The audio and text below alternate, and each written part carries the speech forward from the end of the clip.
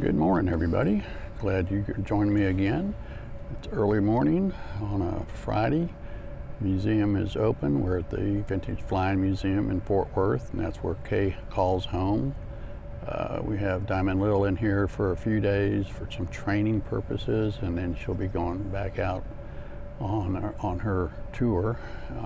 It is a working hangar. We have various aircraft in here. Most of these airplanes that are in here are either old warbirds or vintage airplanes.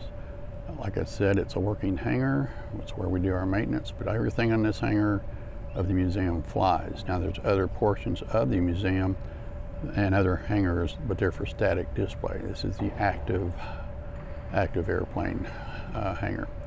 So with that, I'm gonna walk back in towards Kay. Thank everybody for watching my other two videos. I'm trying to get these out weekly.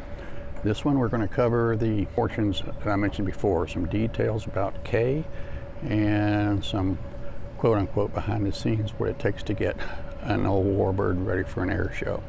So I hope you enjoy, and be back with you in just a moment.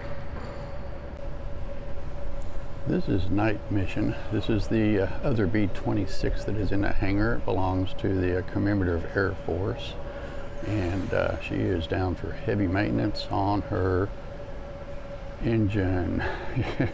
It's all torn down, and they're waiting parts to put it back together again, make it a flying airplane. So it's just one of the things that you don't get to see at the air shows. And of course, this is Kay sitting in her corner, torn down for maintenance. Also, the difference is this is a privately owned aircraft. It does not belong to the Commemorative Air Force. 501c airplane donations are what keep her up in the air. That and some volunteers that are very committed to the airplane, which is truly extraordinary, because without them, nothing would happen on this airplane or any other old bird.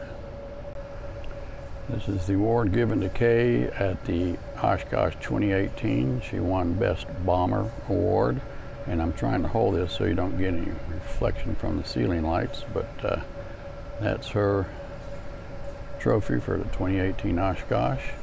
And over here in our display case is the Silver Wrench Award for the hard work for all the volunteers for putting this thing together and making it fly.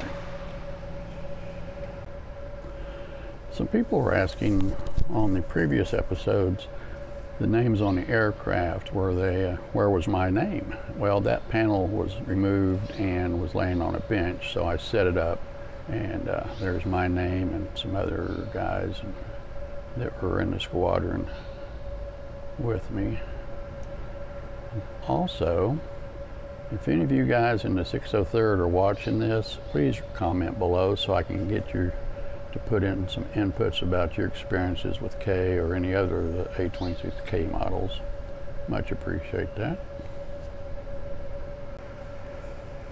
Curious of what we have to do and how we remember what to do. Our crew chief takes care of that with a whiteboard, and he writes down everything that needs to be done and in which way he would like to have it done.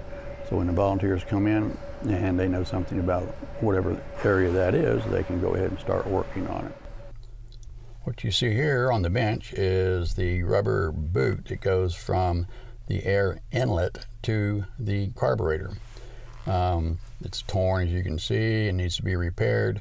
You cannot buy new ones, so guys in the shop repair these. They sometimes have to sew it together or with a safety wire or something, but somehow they always make the repair done, and it always works and looks pretty good when they get through with it. And this is after the repair has been done. It has a nice clean look to it. It's kind of shiny right now, but by the time it gets installed, and nobody can see it anyway, and it gets used, you'll get kind of dirty. Here we have the actual air inlet that goes on top of the engine, and the boot connects up underneath this air inlet, and very difficult to install. This is the left-hand engine looking down. You can see the boot. That's that black piece that's in there. Underneath that is a white rag where the carburetor would actually install. So give you an idea of how tight it is when you get the carburetor on there and you get the inlet on. You have to force it almost to get it in through the inlet. Very difficult to do.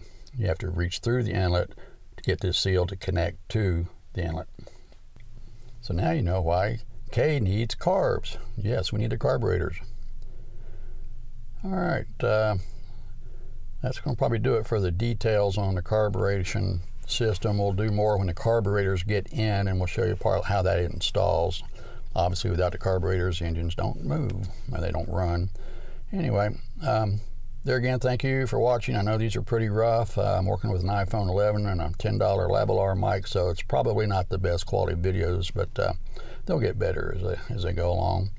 Any point in time you'd like to buy me a cup of coffee or donate to my channel, that'll help also. So please think about that. Once again, like I say in all the other videos, please hit the subscribe button and the like button, and that'll help me out gratefully. And we'll see you again next week with the next episode.